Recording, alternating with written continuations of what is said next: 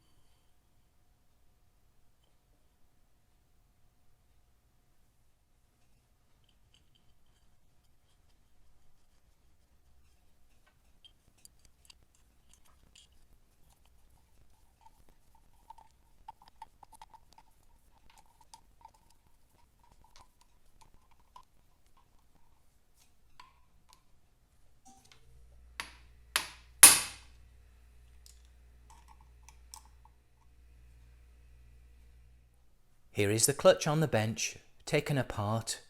I decided to take it apart and take a good look at it before I put it back on the bike.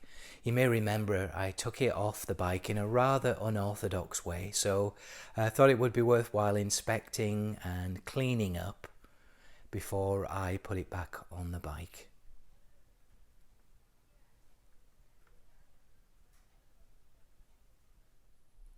This original servo clutch plate for the Vincent is just a fascinating device, isn't it?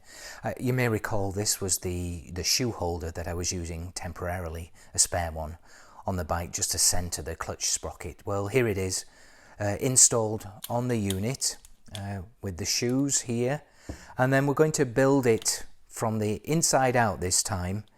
And so this will be going back on the bike first of all, followed by this plate, which hopefully fits like that, and then here, and then we'll gradually work our way from left to right to install this clutch.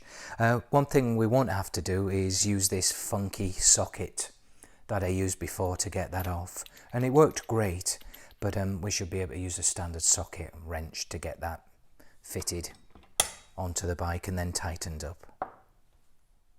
And one other thing you may have noticed is why I've got the gasket maker out. I'm actually going to smear some on the inside here of the splines, just add a little bit more sealing qualities when we place this unit onto the main shaft.